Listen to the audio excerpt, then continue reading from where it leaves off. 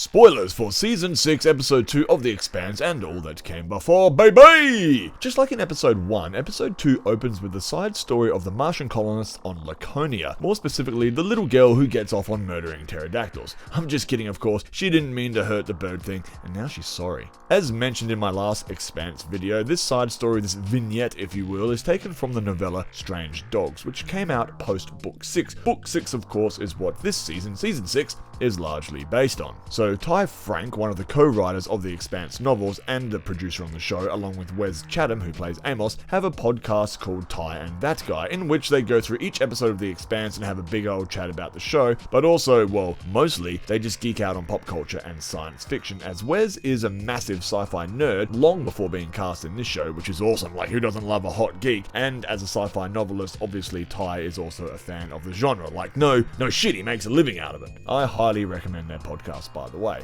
As Season 6 is wrapping up in the series, they are doing a cool little after show bonus podcast episodes, and there is a bit of sexy goss to be gleaned from it. In the after show, Episode 1, which features guest Naren Shankar, the executive producer and showrunner, Shankar mentions that without including this novella, we won't get a satisfying conclusion or any more information when it comes to the proto-molecule, which, without spoiling too much, basically Book 6, which this season is based on, doesn't feature the proto-molecule that much, and the Laconians at all. Well, very little. Anyway, those storylines will be featured heavily in the later books, the proto-molecule and the proto-ghosts and whatever, and they're set about 30 years later. So in order to at least touch on the subject of the aliens and whatnot, the showrunners felt that they had to add this novella into the final season. Basically what I'm saying is that all the side story stuff, the Laconian thread, the little girl running around, is likely to be a standalone tale. It might touch on some stuff with Marco, like the deal Marco made with the Martians in order to obtain the Ring Gate and Medina Station, and it's quite a cool little story, and it could set up future events and fill in some gaps, but probably it will be standalone. Probably. So for now, I won't talk too much about the Laconian stuff at least until more episodes drop, but just know that this little story won't directly impact the major events in this season. Probably, I don't know for sure. So after the Laconian minisode, if you will, we see the Rossi gang stocking up on supplies when Bobby the Babe rocks up and informs the crew of a new mission, one issued by Avasarala, which we suspected would happen last episode. The Seek and Destroy mission is on, baby!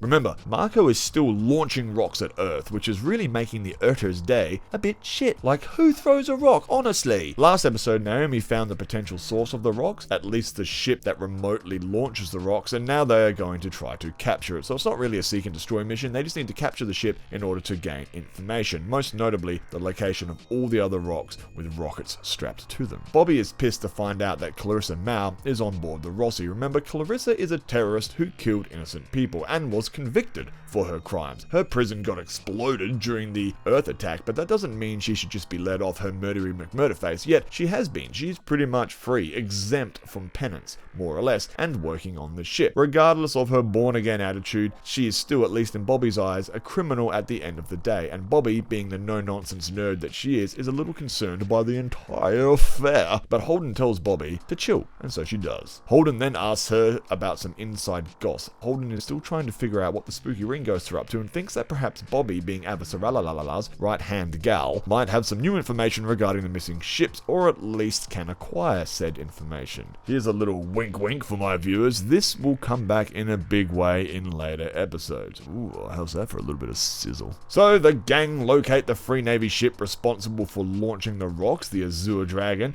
and after a spectacular chase, they manage to temporarily disable it with some kind of EMP, electromagnetic pulse or something along those lines. They board it and shoot a bunch of cunts in the face and save the day. Bobby does her sexy bang bang thing, but also Clarissa ends up saving Bobby by utilizing her chemical mods that I guess she still has implanted. The mods were a whole thing that had been touched on in previous seasons, but basically when Clarissa activates the mods in her mouth, it floods her body with adrenaline and cool sci-fi drugs, which gives her superhuman-like powers, for a little bit anyway. But because there's some back alley mods which were never approved by any governing body, in other words, they are unsafe and illegal, they have a pretty nasty long-term effect effect on her, which is why after the super high, she pukes her guts up and passes out. In the Tie and That Guy podcast, they explain that the more Clarissa uses the mods, the more they fuck her up. But in this case, she felt like she had no choice but to use them to save Bobby and complete the mission, which is pretty much what happened. Holden berates her for going against his orders despite the success of the mission, but Clarissa is happy just to be referred to as a member of the crew. Oh, Naomi had a bit of an episode, didn't she? Her freak out was due to, I assume, a pretty long life of abuse. Remember that last time she was in open space, she was without a suit and nearly died. Then she was trapped on a spaceship for ages and had to be rescued by Alex and Bobby, which resulted in the death of Alex. Perhaps she still feels partly or even entirely responsible for Alex's death. Who knows, but I'm pretty sure the PTSD or whatever made her freeze during this battle. Oh, poor little Naomi. Like, what a tough motherfucker. I don't think I would even come close to surviving the emotional trauma any of these characters have been through, let alone all the physical stuff as well. Naomi is a true hero in my books. Despite this little shitty episode she had during the mission, she still managed to decrypt the ship and get on with it. Anyway, the gang, with Naomi's super hacking abilities, decrypts the data on the Azure Dragon, which means they can now locate every rock that is ready to send to Earth. And also, any of the rocks that are already on their way. So, just as we predicted, now Earth can eliminate the immediate threat, the asteroid bombardment, and once done with that, Earth's fleet will be untethered and can come at Mako in full force.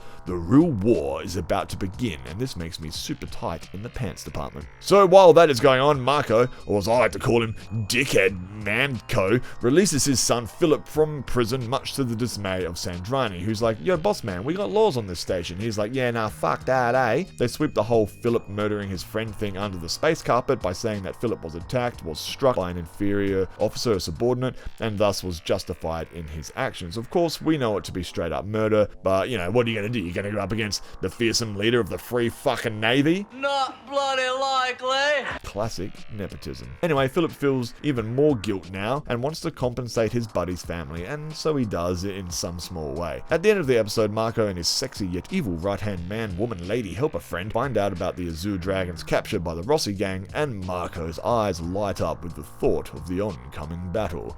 What a little sickie. Also, while all this is going on, Drummer, or as I like to call her, the mighty Drum, is fobbing off her buddy Michio to this guy, Liang Walker. So real quick, Liang was the leader of a pretty large Belter faction called the Golden Bow. They were a more extremist Belter faction, but were happy enough to work alongside Fred Johnson and the OPA. After Mako formed the Free Navy, a large portion of the Golden Bow were unhappy to side with the Free Navy and pretty much fucked off. I mean, they're a bunch of pirates and whatnot. This pissed off Mako, and so the remaining Golden Bow members were put on shitty duties like cargo transport and whatnot. Essentially, Mako, out of spite, kept them off the front lines and away from all the action and glory. I don't know about you guys, but the more I hear about this Mako fellow, the more I'm starting to think he's just a bit of a childish wank stain. Anyway, Liang is kind of over it all, and appears that Drummer might have just convinced him to turn against Mako and side with her and the Resistance. Now, I'm not sure if the term Resistance has been used in the show or in the books, I can't really remember, but there's a lot of people who have either been captured or conquered by the Free Navy or joined up due to the classic